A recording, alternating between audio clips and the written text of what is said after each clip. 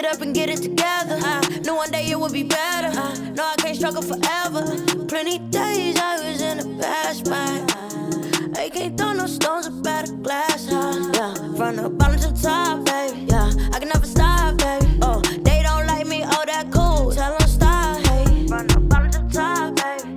Bottom to the top, baby. Oh, they don't like me, oh, that cool. Tell them stop. I show you what hustle is. Yeah, make it to places you never did. Yeah, diamonds come from pressure. I've been shining since. Oh, I had to pick up the pieces. I couldn't settle with decent. I'm bringing sand to the beaches. I went through hell for a reason. You were tuning in to Front and Bottom to the Top with your girl, Princess with the Real. And y'all already know I don't do no small talk, so we finna jump right on into it. I'm gonna have my guest introduce herself, and I'm finna jump all up and through her business. So, tell the people who you are. What's up? I'm Skyla Carter, the one and only. Okay, so I'm jumping right on into it. I don't like the small talk. So first of all, did you grow up in a single parent household, or did you have both parents? I did. I was grateful to have a single parent mother, and then I also had a single parent father. So I lived with both parents. So I got to experience my early childhood with my mom.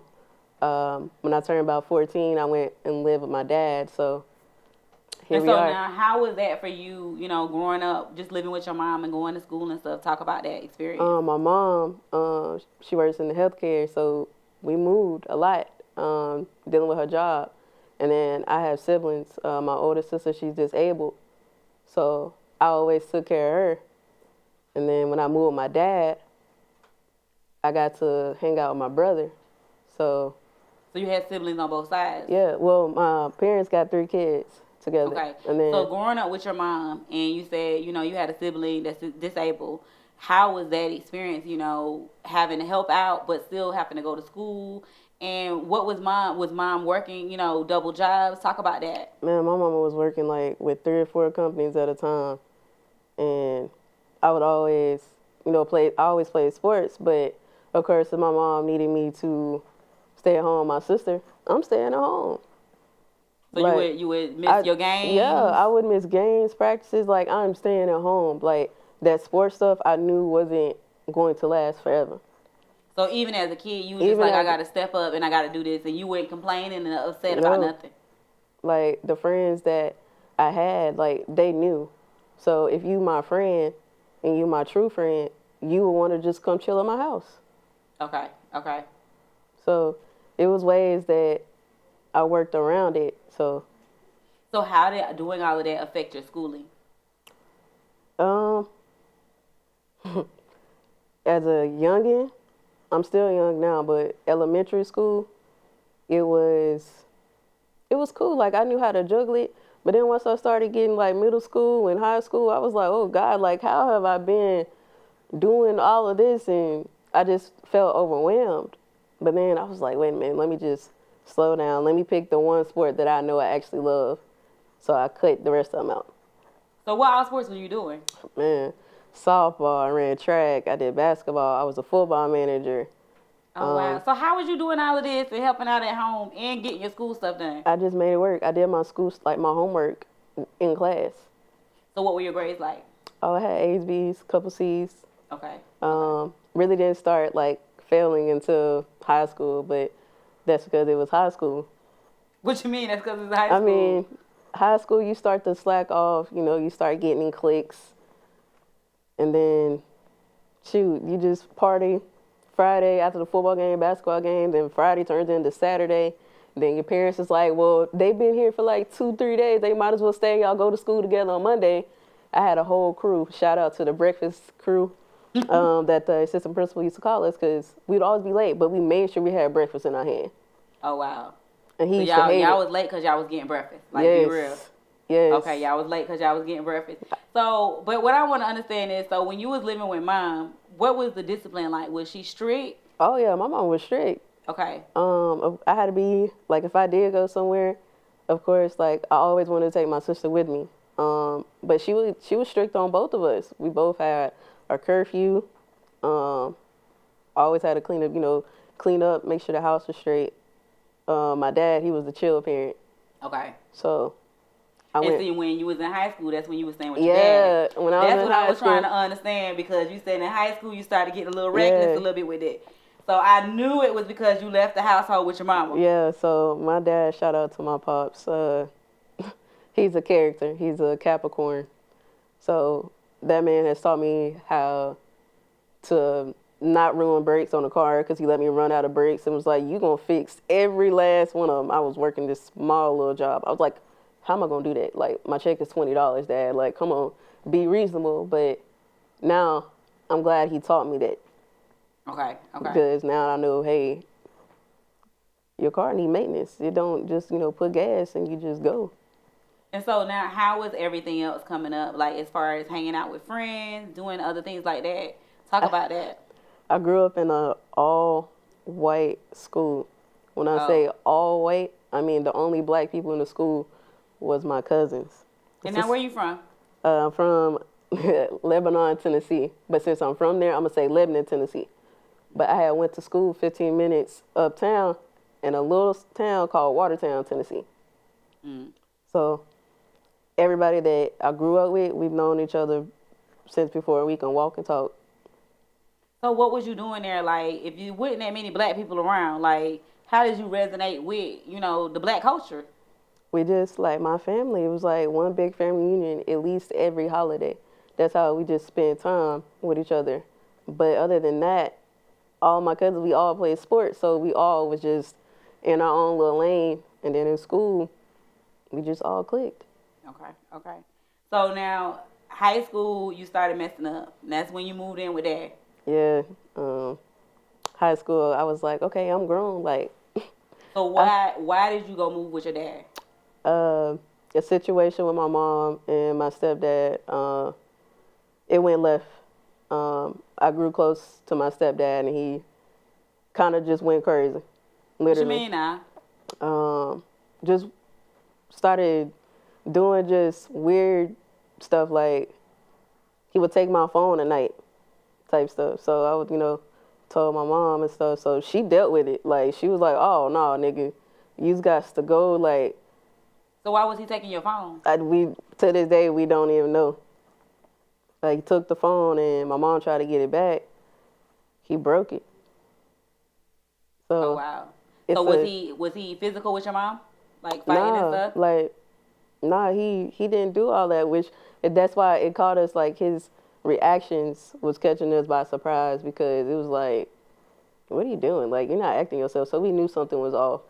So I grew a relationship with him because he taught me basketball. Okay. So that was our relationship. And then when I moved in with my dad, it was like, man, my daddy lit.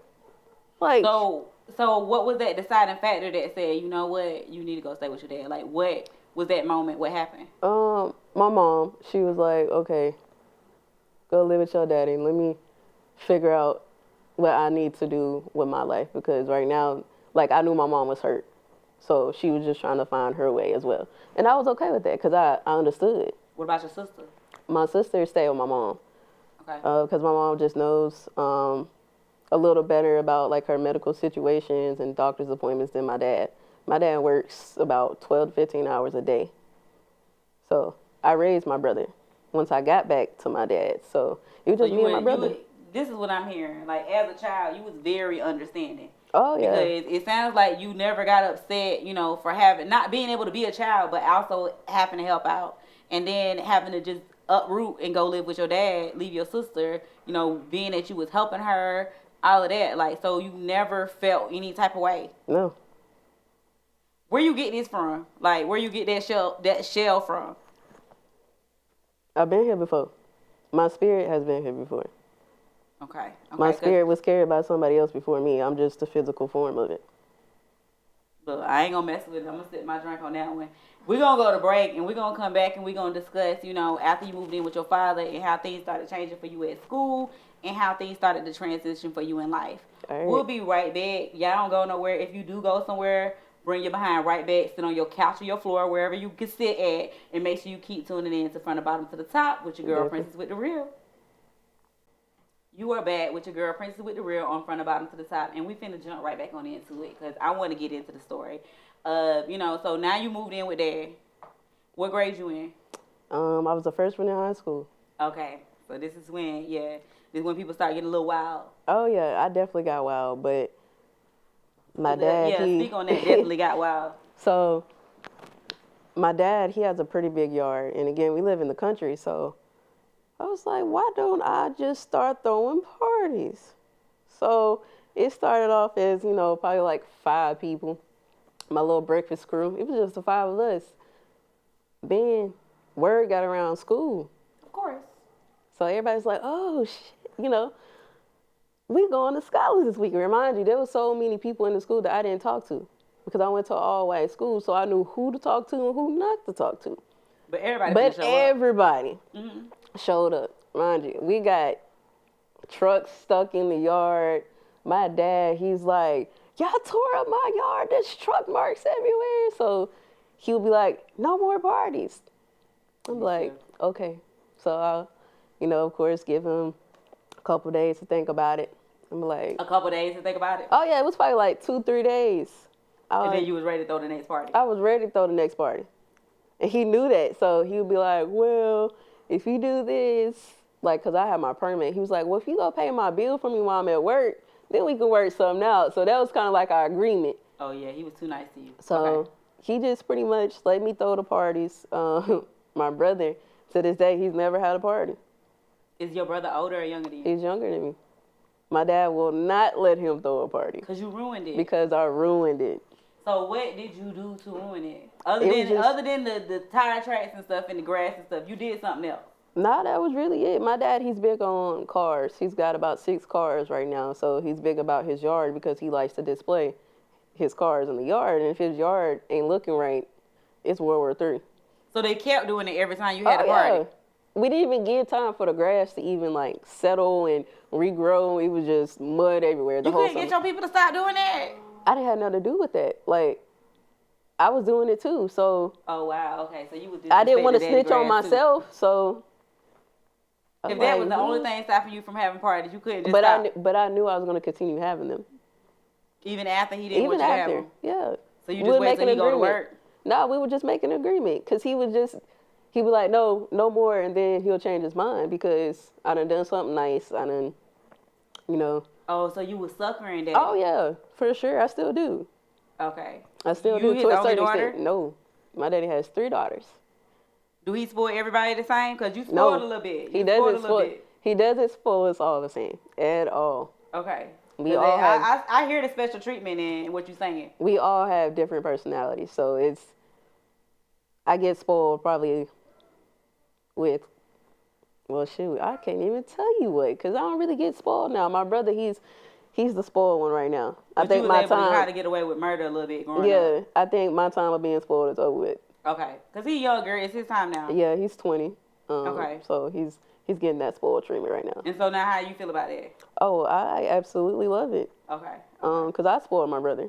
Okay. To this day, he can call my phone and ask for something, I'm giving it to him.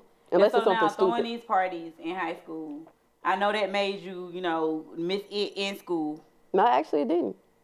So everybody was coming? When Monday came around, I was just back to the normal old me.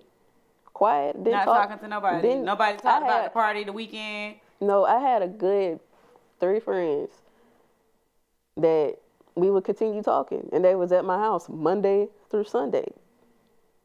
I had about 3 guy friends. They were there from Monday to Sunday. Your dad was cool with that? Yeah. I had my guy best friend at the time actually moved in with us. He didn't have a place to go, so my dad was like, well, he can stay here. He can actually share a room with your little brother. So my dad took him in. We took him in for about 1.5 years because he was in a grade older than me. So he graduated and he moved to Missouri. So. And so how was it for you transitioning? Because you said starting as a freshman. Yeah. You was wilding. So you wilding as a freshman. You got to get the senior year. That's 4 years. So what went on between them 4 years? Within those years, I quit playing all sports. Why? Just got tired of it. I started at the age 5. My parents put me in sports at the age of 5. All 3 of them at the age of 5. So you wasn't happy with nothing when it came to sports? I knew I was supposed to be more than a player. So I was like, maybe I can be a coach one day. Like, I have that leadership in me. So I was like, let me just quit. You know. So just quit all your sports cold turkey. Quit. Ain't nobody try to convince you to? Oh, a lot of people try to convince me. But I was like, that's not where I'm supposed to be. I don't feel it anymore. I'm still trying to understand, like, because by the way you talking and speaking from childhood to where you at now, it's like you just was well above your age.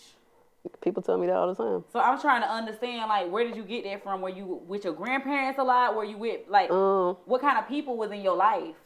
I had my grandparents. I had my dad's mom a lot. Shout out to Granny. Yeah, I was at her house with all my cousins. My granny got like 15 grandkids, so it was a lot of us. But we all are different. So but what or who helped influence your mindset? Because, like, growing up as a kid, the things that you're saying, I've never heard anyone, like, and I like that because it's a unique and it's different story, but I always feel like it's something that triggered that and made you the person that you are. My great-grandma, when I was younger, she couldn't say my name, so she called me Star. So I took it and ran with it. I was like, you know what? Big Mama used to call me Star. I'm going to show her that I'm going to live up to that name. So you can say that's like that drive and mentality in me. Okay. So now in high school, you throwing these parties. Daddy, he say you can't throw a party. Y'all working a deal to be able to throw another party. But you still going back to school and you being the quiet person. Y'all not discussing this. So talk a little bit more about your transition through high school. How long were you throwing these parties? Was it just the first year? No, was it through the whole high school? It was through the whole 4 years of high school. So you was fucking up daddy grass all high school? All high school. And now my brother's doing it. So it's like, yes, I did something right. Like, I taught you how to continue on the legacy. I got 2 younger siblings that I'm going to teach them, hey, ride through daddy yard. Well, why would you do that when you know that daddy don't like that? Because it'll just be funny to me. But they not going to get the same treatment that you got. He's going to be easier on them than he was on me. Okay. So when you say easier on them than he was on you, what kind of stuff was you? Oh, was my you getting brother. punished? No, like. Did you get beaten? Because I ain't heard nothing about a beating. No, I never got a whooping a day in my life. Nobody has ever whooped me. I've never had a whooping. You was tearing up daddy grass for 4 years and you ain't never got your behind whooped? Never. What kind of punishment would you get? My keys taken. Like, when I started driving at 14, my dad, he would just take my keys on the weekends. He'd be like, oh, you can't. For the weekends. But yeah, but I had the party. The week. But I had the parties at my house on the weekend, so I didn't need no keys. That's what I'm getting to, is that you really didn't have that discipline. No. You didn't have that discipline of somebody beating you, somebody telling you on punishment or nothing. No. But still, you kind of kept things together. Yeah. I mean, that's a different mentality. I like it. I like it because it shows that even from a young age, like, you had your shit together. You knew what you wanted to do in life. And you was very mature at a young age. So let's talk about graduation. Oh, graduation. It was, honestly, graduation went by so quick because I went to a small school. We had about 100 people. Probably not even 100. So I honestly don't remember graduation. It just flew by. Okay, so when you graduated, did you party that night? You don't even remember that? I can't even remember. No, actually, somebody else finally threw a bonfire and it got shut down because it wasn't at my location. And I tried to tell everybody, hey, let's continue doing these parties at my house. Nobody wanted to listen, of course. The one time they moved the party, it got shut down before everybody even got there. I was just pulling up. We see blue lights. And the town's so small, so the cop who came on scene, he's known us our whole life. So nobody got in trouble?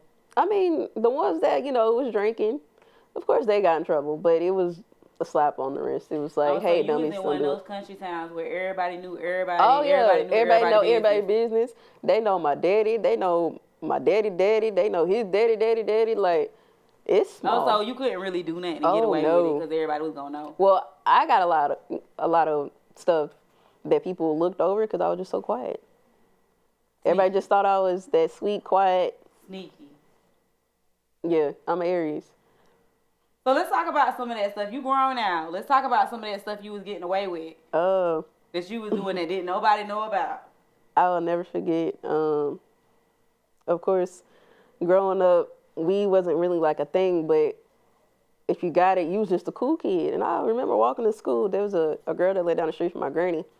She was smoking on something one day, and I'm like, what are you doing? Like, what you got? She's like, oh, I'm smoking weed. And I was like, weed? Again, I was an athlete, so I was like, what is that? She was like, try it. So, I hit it, and I was like, okay, this is all right. About a week later, see her again. I just so happened to look down at what we were smoking. This girl done rolled the weed in the Bible. Like, took the papers out the Bible, and we sitting here smoking John 3:16. And I'm like, bro. Disrespectful. What in the what? Disrespectful. Look, I stopped walking to school with her. I was like, no, what are you doing? You don't feel wrong about this? Smoking the Bible. Yes, every day was a different. But you smoked the Bible with her, though. I did. You don't even know how many scriptures you smoked. I really don't, but for the next month, I swear I didn't miss a church service. I went every Sunday. I made sure that I went to my granny house and I rode to church with somebody. Yes, I felt so bad. Like, who smokes the Bible? You did. Technically, yeah. Dang, like that's real bad now that I say it. Like, you was smoking the Bible. I did. And your first time smoking was smoking a scripture. Smoking a scripture. John 16. Yeah, and it was like no cap. It was John 3:16. We were smoking. So I was like, you know what? Maybe I'm high and not seeing this right. But once, But you seen it, yeah. And then you still smoked that next scripture. I did. I did. Like you ain't say, nah, I don't want to smoke this scripture. You smoked that I did. Scripture. I did smoke the scripture because I was like 14. I was like, maybe if I smoke it, I'll remember it. So when Granny asked me, I'm gonna be spot on. And I'm gonna say it did not work on because there was words rolled in the words. Exactly. So I was missing words. You was missing the words. Didn't make no sense. And you went to church after that. Yeah, for like a whole month straight. I was there every Sunday. Just for a month. Just for a month. I mean, things happen. Things happen. What stopped you from going now? Just being too tired from Saturday. My church started at 9:00. Like, service was at 9:00. That's early when you young. That's early. So what was you doing on your Saturday nights? You out of school now, so what you doing now when you graduated? The same stuff that I was doing when I was in school, just having bonfires that first year. So you still throwing parties? Yeah, I was still throwing parties the first year after I got out of high school. Because I was like, I'm not going to college right now. So was that something like you wanted to do in life, like be a party planner type? I just fell in love with it. It was by accident. Okay. That was never in my mindset to be a party planner, thrower, whatever you want to call it. I wanted to go to school for ball and to be a coach. But then the year off, I was like, I want to do physical therapy. Because I hurt myself a lot playing ball. And I feel like I can do this. Like, so I wanted to do that. But then my life took a turn. A big turn. What was that turn? The turn was, it's a funny story, man.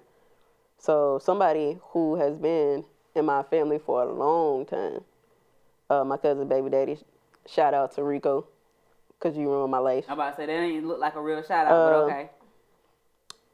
He a certified snitch for the police department in the town. Hold up, certified snitch? Certified snitch. Like, getting paid to snitch. Oh, wow. Okay, so what happened that he ruined your life? Oh, so I met him at a gas station. And I asked him, about my little cousins, you the father of my little cousins. Of course, like, I don't see them every day, even though we live in the same town, but I be moving around. So he lied and said that I had sold him some pills. The time you went and asked him about your cousin, he said you sold him some pills? Yes. Okay. Who he told the police this? Who he told this to? His little person he reported to. So but what did you do to him to make him do that? That's the thing. Like, he knew I was getting ready to go to school. He knew, like, I would throw little bonfires and stuff, So I guess he just had that, oh, yeah, I think it's a good candidate. Let me say that she did this.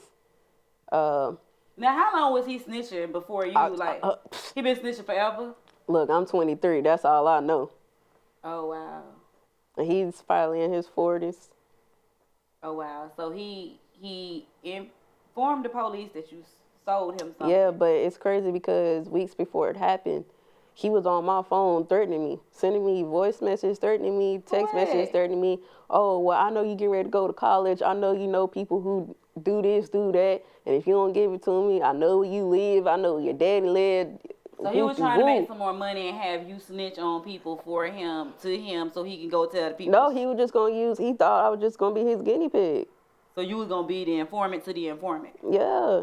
But I was too smart for that. Okay, so he never got you once. No, he got me, but with a lie. Look, I'm going to have to stop right there because this story is getting deep. And I really want to hear everything, I want to get to the nitty gritty of it. So y'all go pee, do whatever you need to do, get back to your sofa or your floor because I know some of y'all ain't got no sofa. Make sure you come back, tune in the front of bottom to the top with your girl Princess with the real.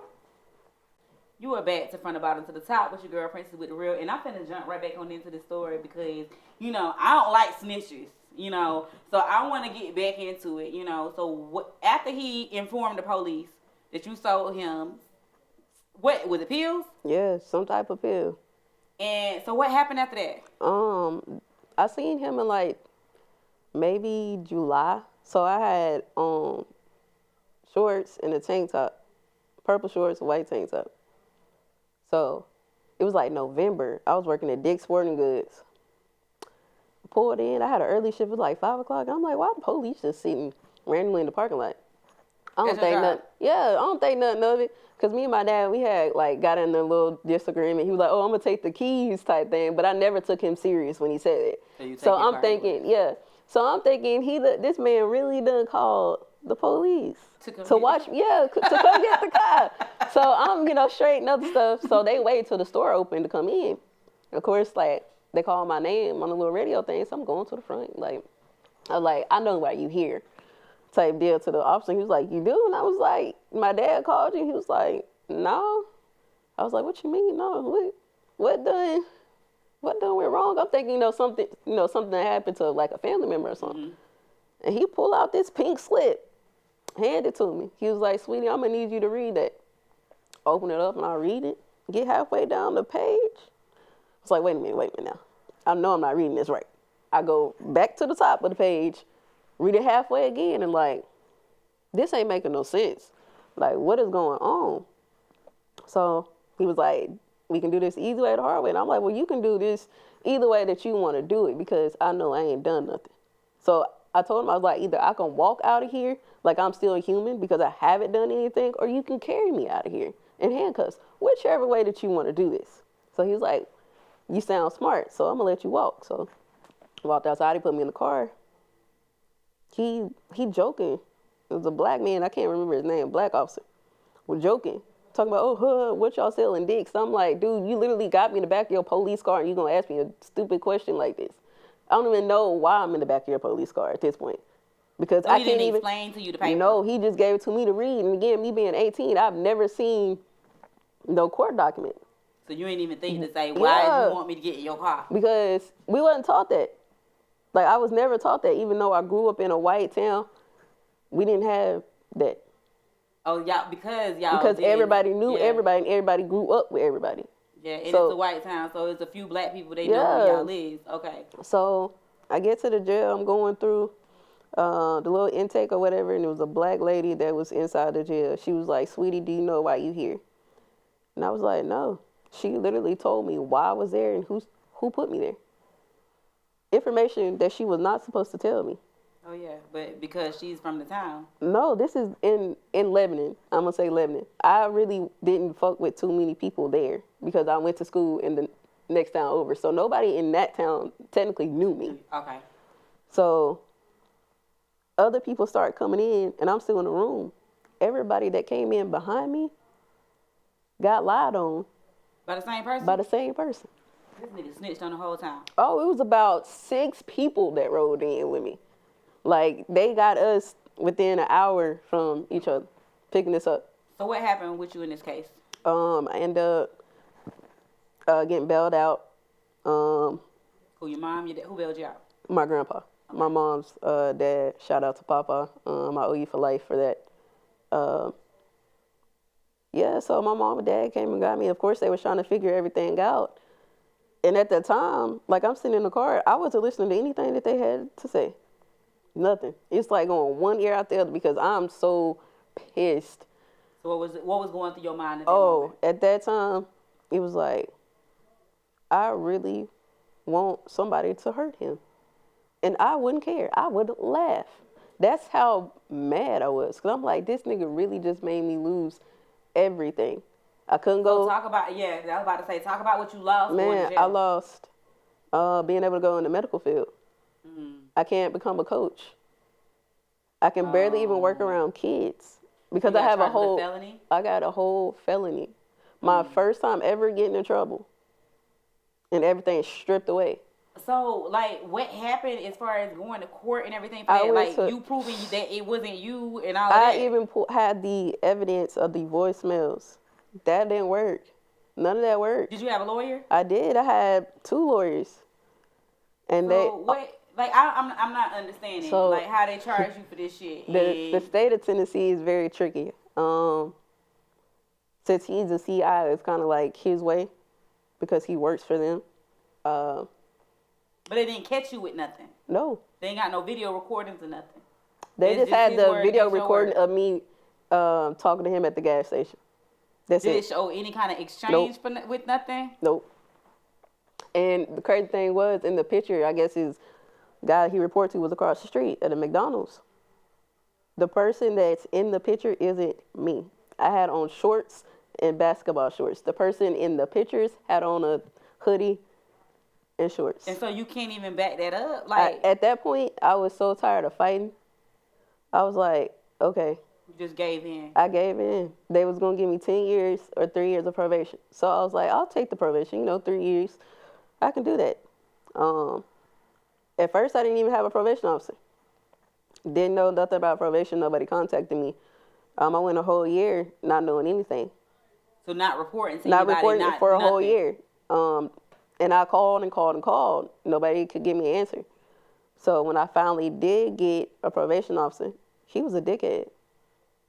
He was a real live dickhead. Never failed a drug test. Never didn't report. I was paying on my stuff.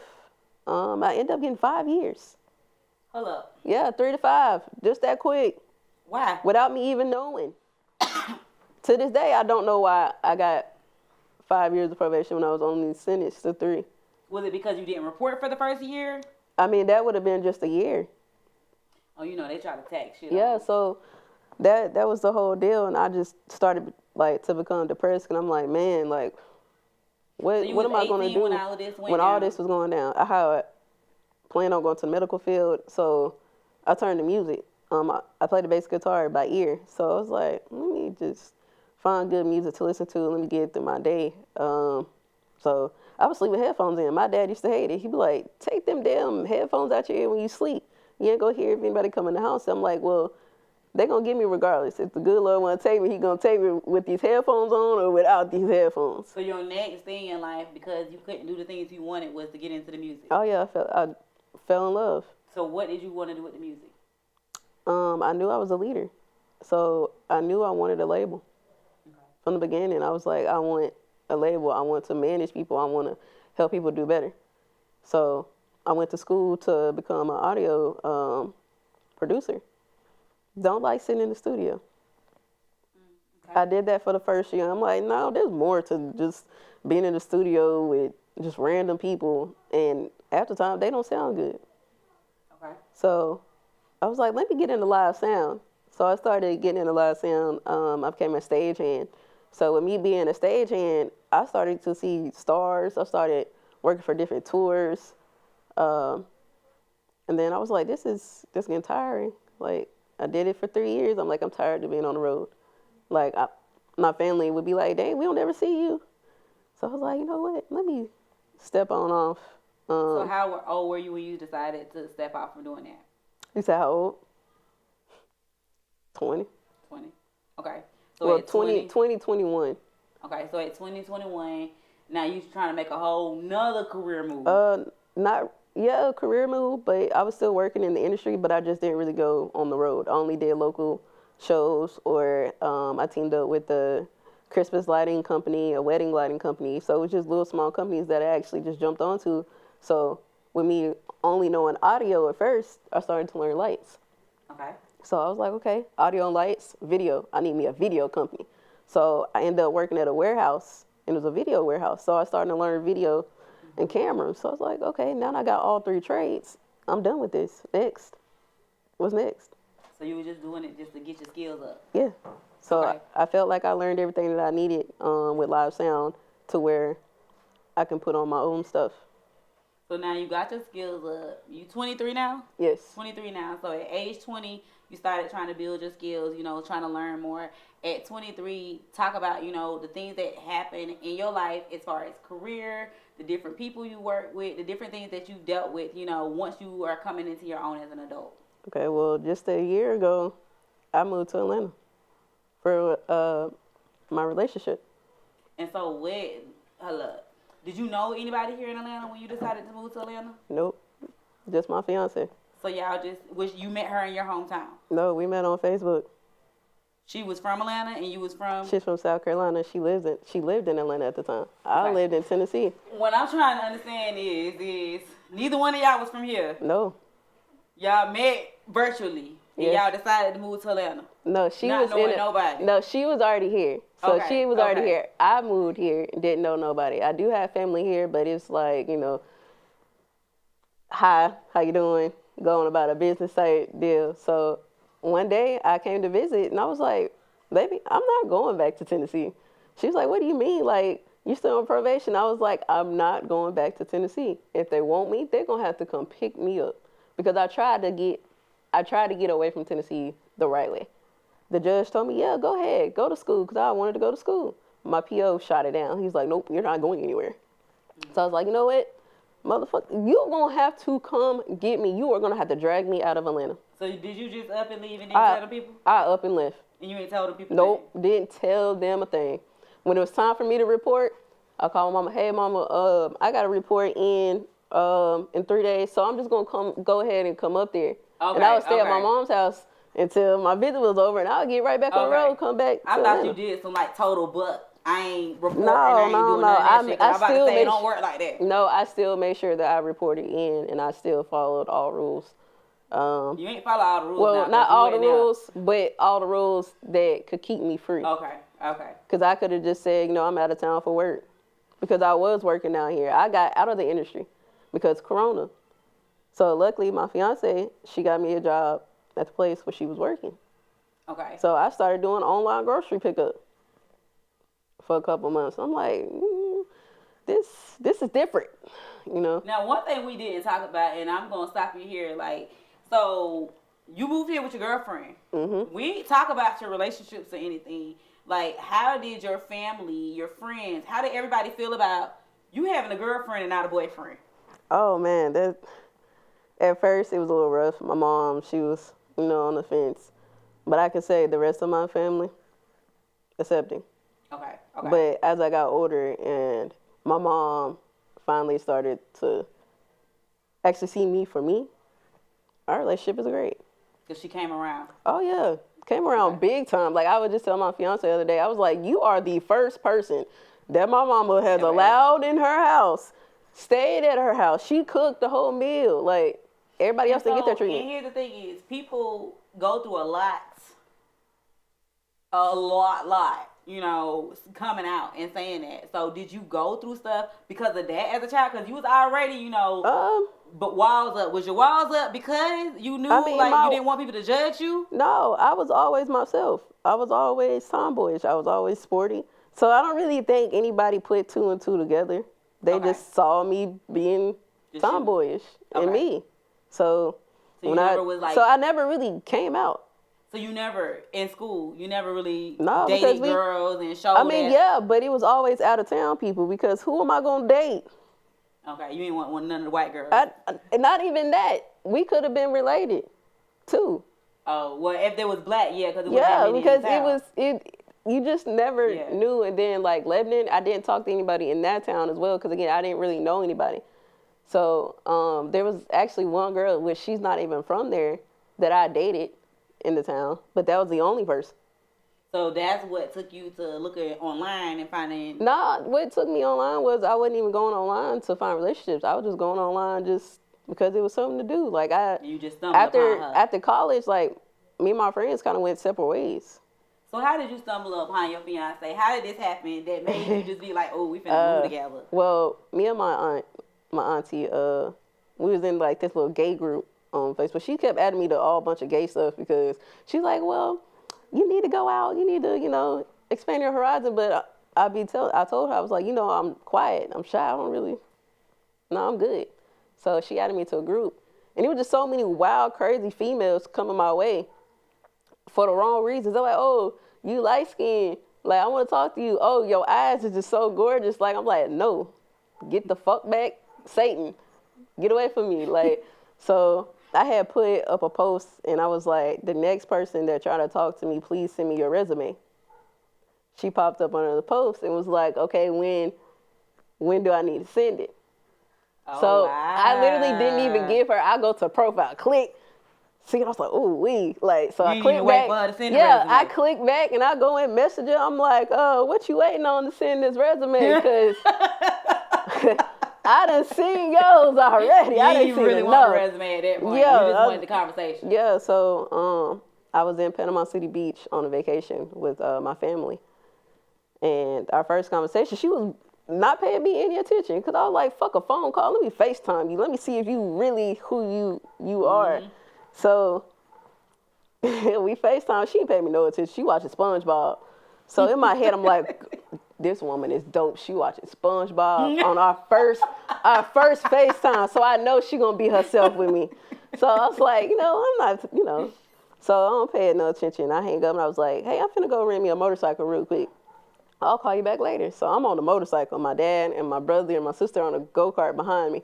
I got the phone like this, driving the motorcycle in one hand, like, hey, like, I was just calling you back because, I'm trying to show you. I'm on the motorcycle. Yeah. Like, so, I ain't lying type stuff. So my dad, he was screaming at me the whole time, put your phone down, you're on a motorcycle, why you driving with one hand? Type stuff. So that's pretty much how our love story started. Wow. So now, okay, you got your love story going. You working right now. You doing things for your career. Now we're gonna transition to just talking about. Give me a little bit of what you got going on right now in your life, and then I also want you to lead the people with something. Something through everything that you've been through, something that will inspire and motivate other people that you came about through your life story. All right. Cool. So. Well, I don't even remember what you first just said. You said a lot. So, what are you doing right now career-wise? Oh, career-wise, I work for the 85 South as an assistant audio engineer, and I also work for 2i Radio as a technology manager. So I do have those two companies, but I also just started my own LLC production company. So that's a whole lot of information on that one. It's still in the works. Okay. So. Okay. And so with all of that you've been through, growing up, having to, help out at home, having a disabled sister, your lifestyle choices, doing what you did to your daddy yard all the freaking time, being a little spoiled on that too because you kept getting away with it. Being snitched on and locked up for something that you did not do and having a felony that affected your whole life. What would you lead the people with after dealing with all of that? I definitely would say your starter people ain't your finishing people. So there's people put in your life at the beginning of your life, the middle of your life, and towards the end of your life. So don't try to bring your starter people to the end. Okay? Because it's not going to work. Situation just happened with my business. I had 2 business partners. So I'm the only one that is pushing for this, and it's their idea. I just had the brains. Yeah, I just had the brains to the operation. So that's what taught you don't bring your starters to your ending. Exactly. That's why I say that because I literally just lived through it this week. And hey, I agree. The people who are with you in the beginning, they always not gonna make it to the end. It's gonna be hate. It's gonna be things along the way that make you see that like you ain't really for me, and you ain't meant to be in this season of my life. So with that being said, and you starting a new business and you starting a new business venture, how can people, stay in tune with you and everything that you got going on? Oh, I would definitely say follow me on Snapchat. I'm a little different. I don't do the Instagram. I don't do the Facebook. Follow me on Snapchat. It's Zaddy Sky. That's ZADDIESKY. You heard it. We got a lot of her story. I feel like we're gonna have another day where we're gonna get more of that story, because we got to get into the next stages of her life and the things that she's dealing with at this moment. I couldn't get everything in our time, but I got a lot. I hope you like tuning into her story. I hope you feel inspired and motivated to keep going at everything you want in life. This is From the Bottom to the Top with your girl Princess with the Real, and we are signing out. Yeah. I done been down before. I had to get up and get it together. Knew one day it would be better.